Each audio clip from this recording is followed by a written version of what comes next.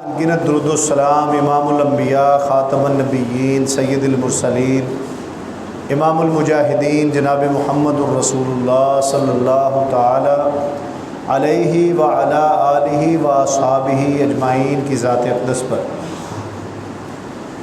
نہایت قابل احترام محترم عزیز بھائیو دوستو، نماز اللہ رب العزت سے ملاقات کا بہت بڑا شرف ہے مومن کے لیے۔ رسول اللہ صلی اللہ علیہ وآلہ وسلم نے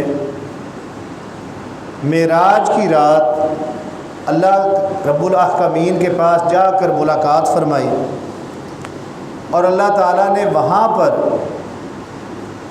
نبی کریم کی امت کے لیے بہترین تحفہ نماز عطا فرمائی۔ باقی ساری عبادات زمین پر فرض ہوئی ہیں، بذریعہ جبریل امین روزہ حج زکوٰۃ کے احکامات نازل ہوتے رہے۔ نماز وہ واحد تحفہ ہے جو اللہ نے اپنے پیارے پیغمبر علیہ الصلاۃ والسلام کو اپنے پاس بلوا کر عطا کیا اور اس میں ہماری معراج رکھ دی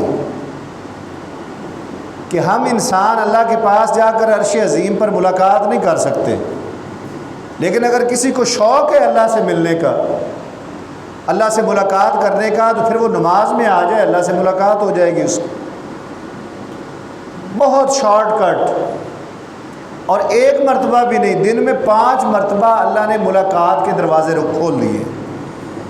اب پاکستان لیول پر کوئی بڑی سے بڑی شخصیت، وہ chief of the army staff ہو، وہ چیف جسٹس آف پاکستان ہو، وزیر اعظم ہو، یا صوبائی وزرائے اعلیٰ ہوں، یا ڈسٹرکٹ کے D C Os D P Os ہوں، تو لوگ ان سے ملاقات کرنے کے لیے جاتے ہیں، پہلے ٹائم لینا پڑتا ہے کہ جی وقت لیں، ہم نے ملاقات کرنی ہے، اور پھر وہ بڑا مختصر سا وقت دے پاتے ہیں، ان کی اپنی مصروفیات ہوتی ہیں۔ لیکن اللہ احکم الحاکمین نے روزانہ اپنے بندوں کے لیے 5 مرتبہ ملاقات کا دروازہ کھول دیا کہ میں بادشاہوں کا بادشاہ ہوں، بڑوں سے بڑا ہوں، اکبر، اللہ اکبر، سب سے بڑا، سپرلیٹو ڈگری، کہ مجھ سے بڑا کوئی ہے ہی کوئی نہیں۔ تو پھر آؤ، مجھ سے ملاقات کرنی ہے، فجر کے ٹائم بھی کر سکتے ہو، ظہر کے ٹائم بھی کر سکتے ہو، عصر مغرب اور عشاء کے وقت بھی کر سکتے ہو، اور اس کو آپشنل نہیں رکھا کہ تم کرنا چاہو تو کر لینا، بلکہ خود اللہ نے لازم قرار دیا کہ میرے بندے مجھ سے ملا کریں، 5 وقت مجھ سے گفتگو کیا کریں۔ اب نماز کی اہمیت، فرضیت، فضیلت، اس کے بارے میں بے شمار احادیث موجود ہیں۔ آج کے خطبہ جمعہ میں ہم نماز میں جو کچھ پڑھتے ہیں اس پر گفتگو کریں گے کہ ہم اللہ سے باتیں کیا کرتے ہیں۔ یہ بڑی بد نصیبی کی بات ہوتی ہے کہ ہم اللہ سے ملاقات بھی کر رہے ہوتے ہیں اور ہمیں پتہ بھی نہیں ہوتا کہ ہم اللہ سے بات کیا کر رہے ہیں۔ عربی یاد کی ہوئی ہے، بچپن سے ہمیں یاد نماز کروائی کی، اس کے اندر ہی ہم رہتے ہوئے ہم وہی باتیں کیے جا رہے ہیں، لیکن ہمیں نہیں پتہ کہ ہم کیا بات کر رہے ہیں۔ تو اس حوالے سے ہم الحمدللہ اسکولوں کالجوں کے اندر باقاعدہ ایک ترجمہ نماز کا مقابلہ بھی کروا رہے ہیں۔ 13 تاریخ کو زینت مارکی کے اندر اس میں کوئی بھی شخص حصہ لے سکتا ہے، وہ طالب علم ہے، وہ اسکول کا، وہ کالج کا، وہ یونیورسٹی کا، وہ مدرسے کا طالب علم ہے، وہ دکاندار ہے، وہ بزنس مین ہے، کوئی ملازمت پیشہ طبقہ ہے۔ تو 13 مئی کو زینت مارکی یہ سائیوال روڈ پر، اس میں ہم ایک بہت بڑا مقابلہ کروانے جا رہے ہیں ترجمہ نماز کا۔ تو کوئی شخص اس میں شامل ہونا چاہتا ہے تو اس کے لیے دعوت ہے کہ آئے، اور جو وہ اللہ سے ہم کلام ہوتا ہے وہ بتائے کہ میں اللہ سے کیا باتیں کرتا ہوں۔ ایک پیپر ہوگا، ترجمہ لکھنا ہوگا، کچھ بیچ میں سے سوال ہوں گے۔ تو اس کے لیے باقاعدہ ترجمہ نماز کورس بھی ہم اسکول میں الحمدللہ کروا رہے ہیں بچوں کو، کہ یہ ساری زندگی کا ایک ساتھ ہے نماز کے ساتھ۔ تو اگر آج ہم اسکولوں کے اندر اپنے بچوں کو نماز کا ترجمہ مفہوم اچھی طرح سے سمجھا دیتے ہیں سکھا دیتے ہیں تو ان کی ساری زندگی موت کے وقت تک وہ جو نمازیں پڑھیں گے ان کو وہ بے روح نمازیں محسوس نہیں ہوں گی، وہ باقاعدہ ان کے سامنے وہ الفاظ تیر رہے ہوں گے، اس کا مفہوم سمجھ میں آ رہا ہوگا کہ میں کیا بات کرنے جا رہا ہوں۔ تو آج انشاءاللہ خطبہ جمعہ کے اندر ہم نماز کا مختصر ترجمہ اور تفسیر کہ نماز میں کیا کچھ ہوتا ہے وہ بیان کرنے کی کوشش کریں گے۔ اللہ رب العزت سے دعا ہے کہ اللہ تعالی ہمیں صحیح معنوں میں وہ نماز پڑھنے کی توفیق عطا فرمائے جو اللہ نے اپنے پیارے پیغمبر پر فرض فرمائی، اور جس نماز کو پڑھ کر پیارے پیغمبر اور صحابہ کرام لطف و سرور لیا کرتے تھے، پریشان ہوتے تھے تو نماز کی طرف، مال کی کمی آتی تھی تو نماز کی طرف، وہ ہر معاملے میں اللہ کو یاد کرتے تھے نماز کے ساتھ۔ اقیم الصلاۃ لذکری، اللہ کہتے ہیں میری یاد کے لیے نماز قائم کرو، میں اگر یاد آ رہا ہوں نا تو نماز قائم کرو۔ تو نماز کی ابتدا کے کچھ مراحل ہیں، ابھی ہم اس پر نہیں جائیں گے۔ نماز قائم کرنا جو ہوتا ہے نا، وہ تو نماز کے لیے پہلے جب اذان ہوتی ہے تو جب ہم اذان کا جواب دیتے ہیں تو اس وقت سے وہ مراحل شروع ہو جاتے ہیں۔ یہ بھی بات یاد رکھیں کہ یہ جو اذانیں ہم سنتے ہیں مقصد اس کا ایک ہی ہے کہ نمازیوں کو گھروں سے بلایا جائے کہ آ جاؤ نماز کا وقت ہو گیا ہے۔ رسول اللہ صلی اللہ علیہ وسلم کے دور میں خانہ کعبہ کے چھت پر بھی کھڑے ہو کر اذانیں ہوتی رہی ہیں۔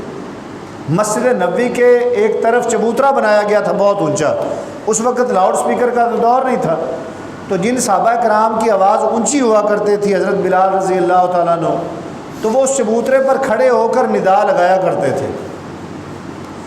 تو وہ کلمات کیا ہیں اس پر بھی ہمیں غور کرنے کی ضرورت ہے۔ ہم بعض اوقات ان کو بھی عربی جملے سمجھ کے تھوڑا سا احترام کرتے ہیں کہ اذان ہو رہی بھائی خاموش ہو جاؤ۔ کچھ لوگ اذان کے ان کلمات کا جواب بھی دیتے ہیں، لیکن بہت سارے لوگ ایسے ہیں جن کو اذان کے سننے کے آداب اور ان کے جواب دینے کے آداب کا بھی پتہ نہیں ہوتا، تو ہمیں اس کی تعلیم دینا بھی بڑا ضروری ہے۔ پھر وضو کے مراحل شروع ہو جاتے ہیں، بیت الخلاء کے مسائل ہیں، یہ نماز قائم کرنے کے مراحل ہیں سارے۔ تو ہم لوگ ہر ایک مرحلے کو سمجھیں، ہر ایک مرحلے کو سنت کے مطابق ادا کرنے کی کوشش کریں، اور پھر جب مسجد میں آ جاتے ہیں تو اس کے اپنے آداب ہیں۔ اور آج میں ابتدا وہاں سے کروں گا کہ جب ہمارے دونوں ہاتھ اللہ اکبر کہہ کر قبلہ رخ کھڑے ہوتے ہیں، کندھوں کے برابر کانوں کے برابر ہم ہاتھوں کو اٹھاتے ہیں اور پھر ان کو باندھ لیتے ہیں، تو پہلا کلمہ جہاں سے ہماری نماز شروع ہوتی ہے، اللہ سے کلام شروع ہو جاتا ہے، وہ کیا ہوتا ہے؟ اب اس میں بھی دو طرح کی دعائیں ہم پڑھتے ہیں۔ ایک تو دعائے استفتاح احادیث میں آتی ہے، صحابہ کرام کو نبی کریم علیہ الصلوۃ والسلام باقاعدہ یہ دعا یاد کروایا کرتے تھے، لیکن بہت سارے ہمارے مسلمان بچے، نوجوان، بزرگ ایسے ہیں کہ ہم نے جو بچپن میں نمازیں سیکھی ہیں نا، وہ سبحانک اللہم و بحمدک سے سیکھی ہیں۔ یہ بھی مسنون دعا ہے، ٹھیک ہے۔ وہ جو دوسری دعا ہے اللہم باعد بینی و بین خطایای کما باعدت بین المشرق والمغرب، یہ بھی مسنون دعا ہے۔ ہم اس نماز سے ہی آج شروع کر لیتے ہیں جو ہم نے بچپن میں سیکھی ہے، ہمارے قاری صاحب سے، ماں باپ سے، گھر میں جو ہمیں سکھائی گئی۔ وہ نماز کیا تھی، اس کے اندر کیا کہا جاتا تھا؟ تو اس کے اندر سب سے پہلے ہم کیا پڑھتے ہیں؟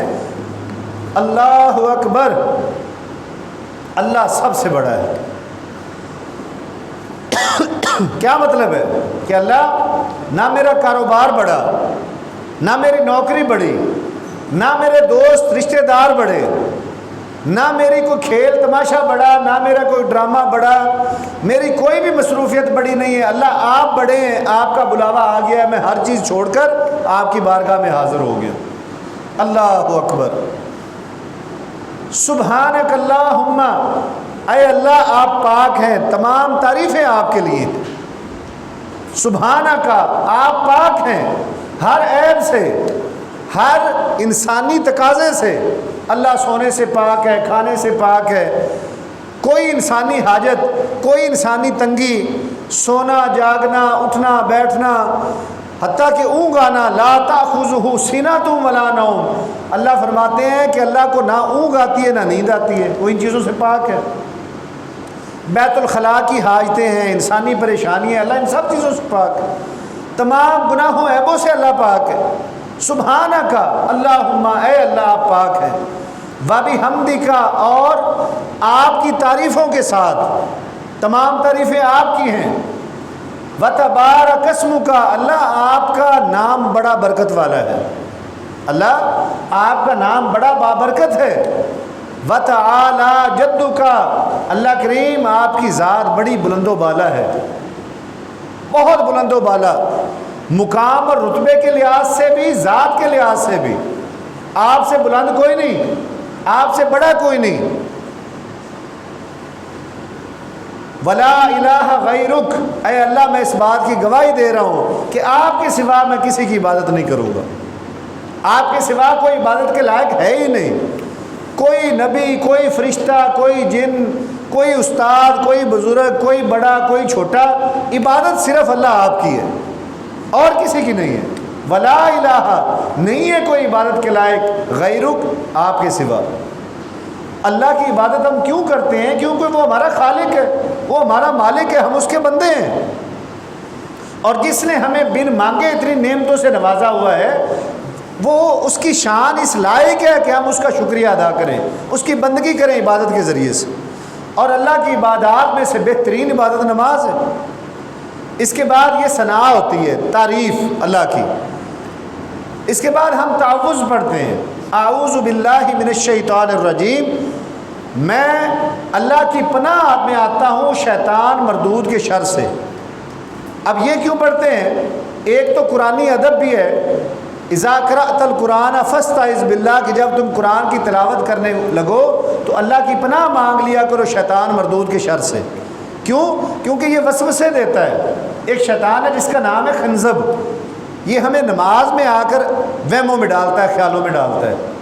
آپ نے کئی مرتبہ یہ محسوس کیا ہوگا کہ نماز کے اندر ہمیں کئی عجیب و غریب خیالات آنا شروع ہو جاتے ہیں، کاروبار کے خیالات، بعض اوقات لڑائی جھگڑے کے خیالات، برادری کے خیالات، جو کوئی پریشانی لاحق ہوتی ہے اس کے خیالات غالب آنا شروع ہو جاتے ہیں۔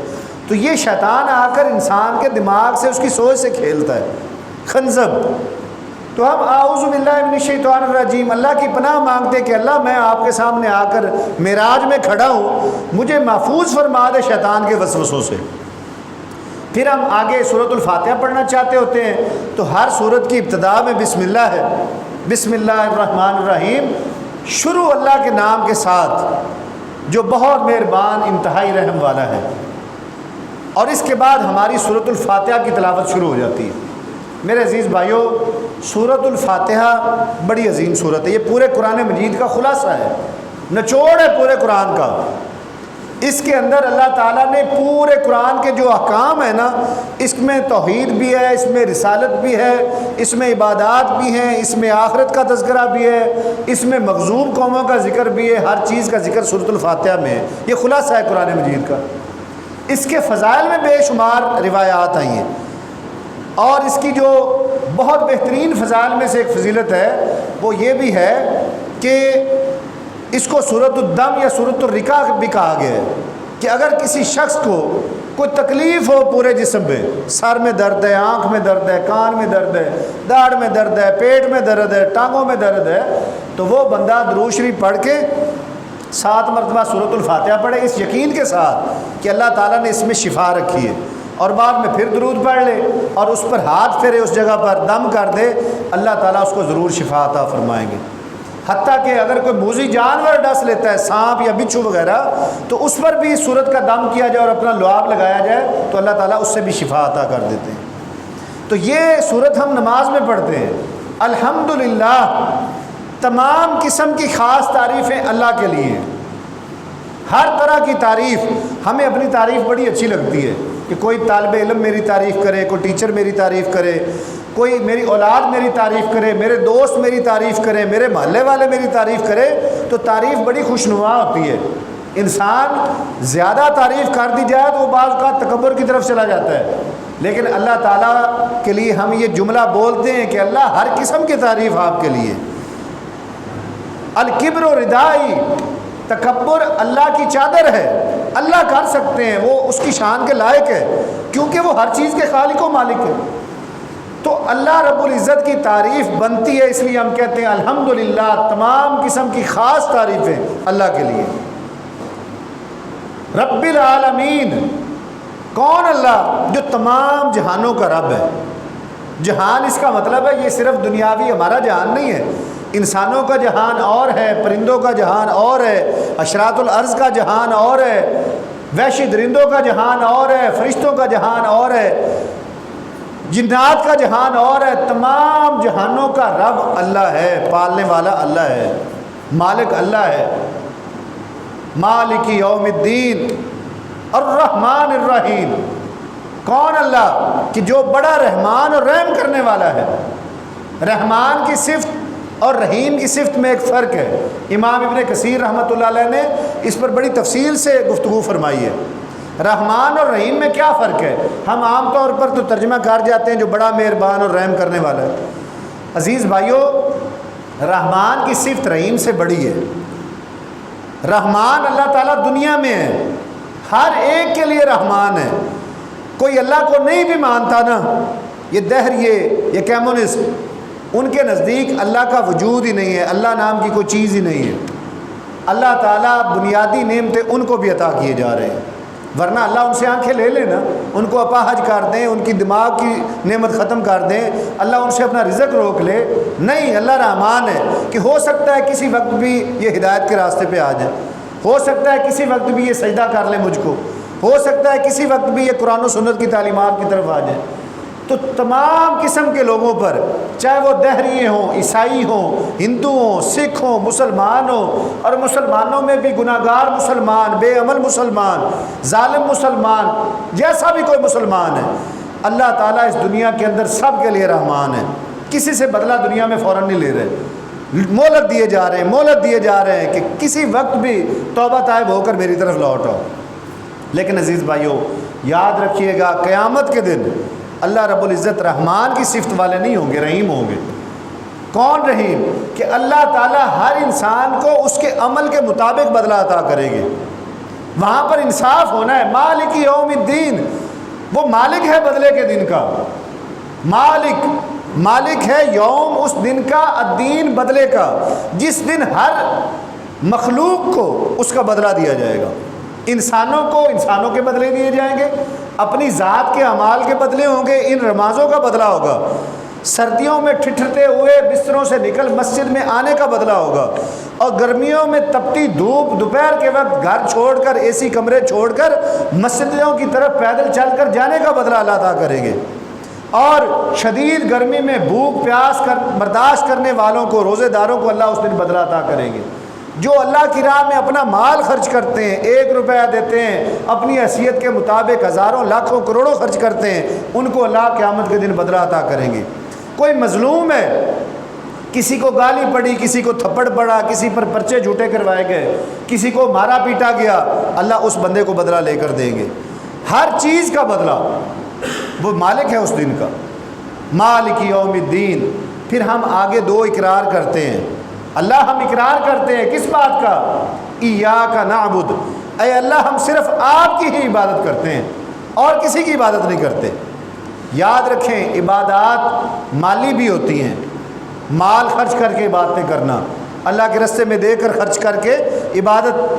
آپ کے پاس جو بھی مال ہے، میرے پاس جو بھی مال ہے، وہ اللہ کا دیا ہوا ہے، وہ اللہ کی امانت ہے۔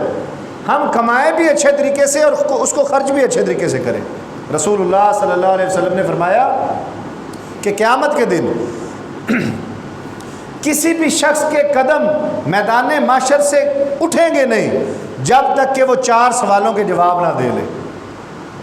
بندہ زور لگائے گا کہ میں یہاں سے ذرا اپنا قدم اکھاڑ کر کو تھوڑی دیر آگے پیچھے ہو جاؤں، مسلسل ایک ہی جگہ پر کھڑے رہنا یہ آسان بات نہیں ہے۔ ایک بندہ زمین پر قدم جمائے کھڑا ہے اور کتنی دیر تک کھڑا ہو سکتا ہے؟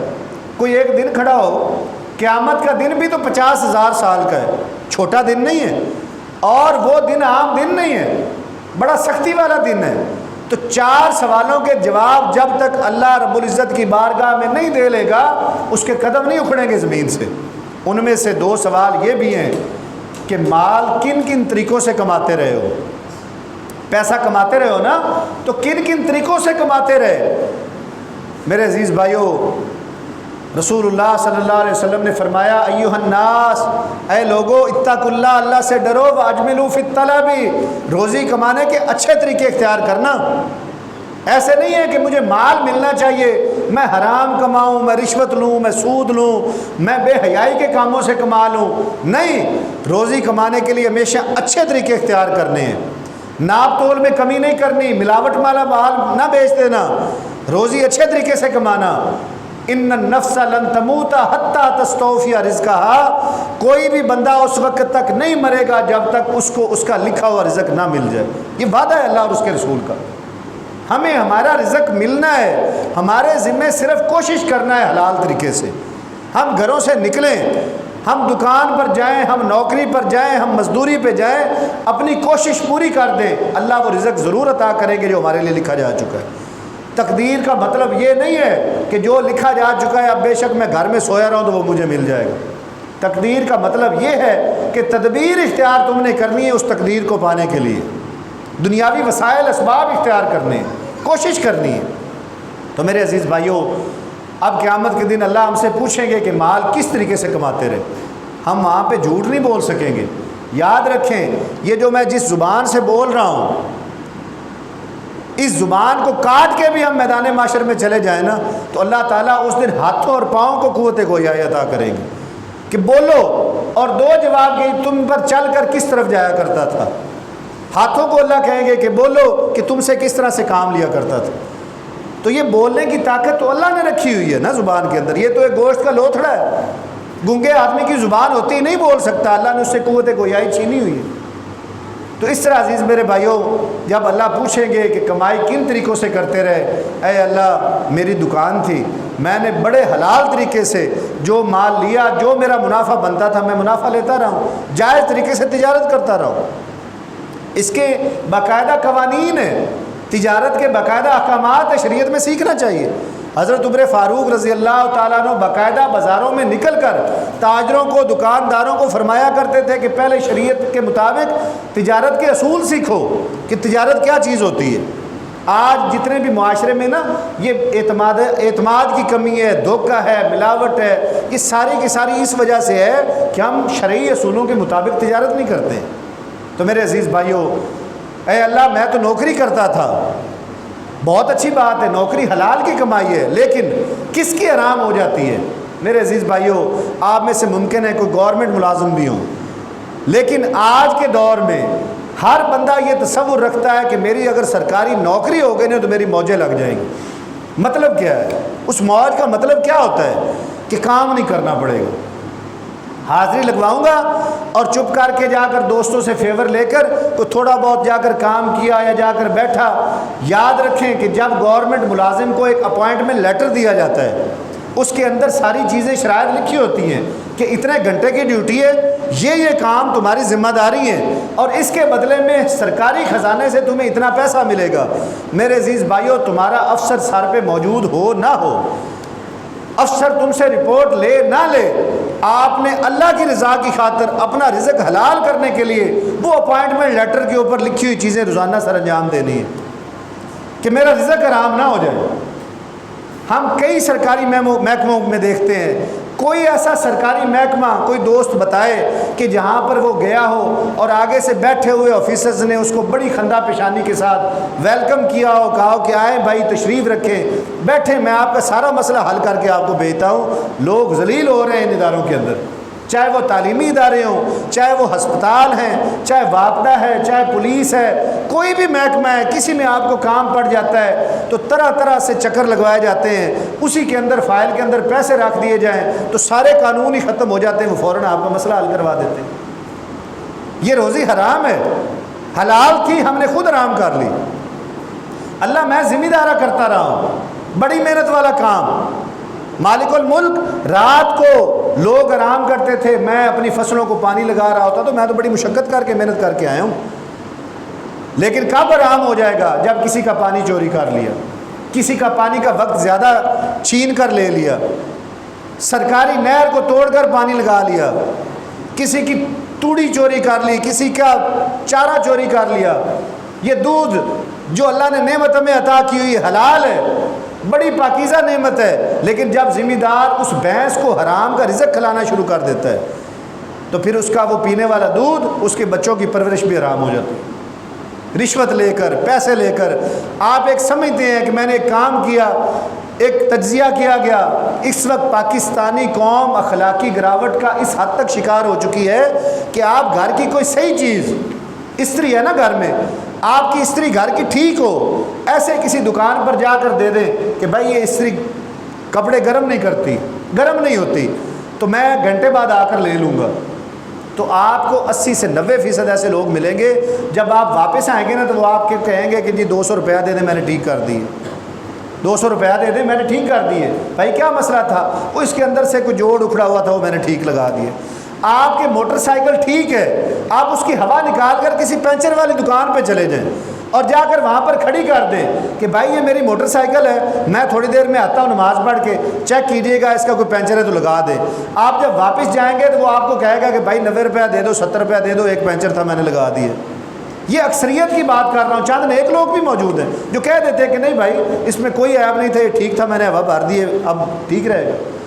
کوئی بھی گھر کی چیز لے کر چلے جائیں کسی دکان کے پاس، دکاندار کے پاس، وہ بندہ خواہ مخواہ ہی اپنی روزی بنانے کی کوشش اس میں سے کرتا ہے، یہ حرام ہے۔ اگر خرابی ہے اس کو ٹھیک کر کے دیتے ہیں، یہ آپ کے اوپر حلال ہے۔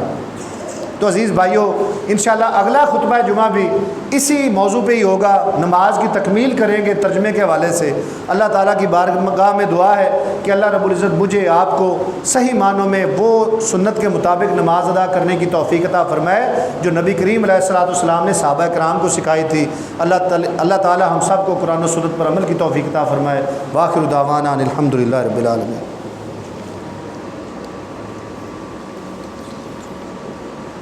ان الحمد لله نحمده ونستعينه ونستغفره ونعوذ بالله من شرور انفسنا ومن سيئات اعمالنا من يهده الله فلا مضل له ومن يضلل فلا هادي له ونشهد ان لا اله الا الله وحده لا شريك له ونشهد ان محمدا عبده ورسوله اما بعد فان خير الحديث كتاب الله وخير الهدي هدي محمد صلى الله عليه وسلم وشر الامور محدثاتها وكل محدثة بدعة وكل بدعة ضلالة وكل ضلالة في النار۔ عزیز بھائیو، شروع میں بھی میں نے اعلان کیا ہے کہ الحمدللہ پاک پتن کی تاریخ میں پہلی مرتبہ ہم پرائیویٹ سکول ایسوسیشن کے زیر اہتمام پاک پتن کے ضلع میں ترجمہ نماز کا مقابلہ کروانے جا رہے ہیں۔ 13 مئی کو زینت مارکی کے اندر یہ مقابلہ ہوگا۔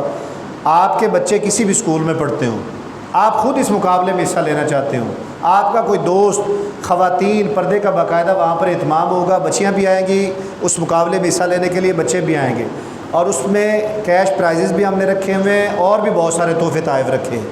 تو انشاءاللہ تعالیٰ اس میں ایک ہی مقصد ہے، بچوں کو ترغیب دینا، نوجوانوں کو ترغیب دینا کہ ہم اپنی نمازیں ترجمے سے سیکھ لیں۔ ہم عربی پڑھے جا رہے ہیں، ہمیں پتہ ہی نہیں ہوتا کہ ہم نماز میں کیا پڑھتے ہیں۔ اسی لیے کئی دفعہ ہمیں یہ بھی نہیں یاد رہتا کہ 2 رکعتیں پڑھی تھی کہ 3 پڑھی تھی، کئی دفعہ یہ بھی نہیں یاد رہتا کہ میں نے سورۃ الفاتحہ کے بعد سورت پڑھی ہے کہ نہیں پڑھی ہے، تو وہ توجہ ہٹ جاتی ہے نا۔ ایسی زبان جس کا ہمیں علم ہی نہ ہو، ہم وہ بولنا شروع کر دیں، کوئی چینی زبان کا بندہ یہاں پر آ کر خطبہ جمعہ دینا شروع کر دے اور وہ آدھا گھنٹہ بولتا رہے، تو ہم تو اپنے خیالات میں چلے جائیں گے، ہمیں کیا پتہ وہ کیا بول رہا ہے۔ اسی طریقے سے اب ہم اللہ کی بارگاہ میں کھڑے ہو کر بولتے ہیں، ہمیں بھی نہیں پتہ ہوتا کہ ہم کیا بول رہے ہیں۔ تو اس لیے یہ ترغیب دینے کے لیے ہم پاک پتن میں یہ تقریباً انشاءاللہ امید ہے کہ کوئی 1000 افراد کا یہ مقابلہ ہوگا، بچے بچیاں، خواتین، مرد حضرات۔ تو اس میں آپ اس کی دعوت بھی دیں، اپنے بچوں کو دعوت دیں کہ وہ آ کر اس مقابلہ میں شامل ہوں۔ مقصد جیت نہیں ہے، یہ بھی یاد رکھیے گا۔ کچھ بچے اس لیے بھی نہیں حصہ لیتے، نہ والدین ان کو حصہ دلواتے ہیں کہ بیٹا اتنے لوگ ہوں گے، تم نے کون سا جیت جانا ہے۔ مقصد جیتنے کا نہیں ہے، مقصد یہ ہے کہ ہم اس مقابلے میں شامل ہوں کہ قیامت کے دن وہ مقابلہ گواہی بنے گا کہ اتنے مسلمان میرے ساتھ ملاقات کرنے کے لیے، نماز سیکھنے کے لیے ایک کوشش میں شامل ہوئے تھے۔ تو اللہ سے دعا ہے کہ اللہ تعالی ہم کو باعمل مسلمان بنائے۔ وآخر دعوانا ان الحمدللہ رب العالمین۔ صفحہ درست کر لیں گے۔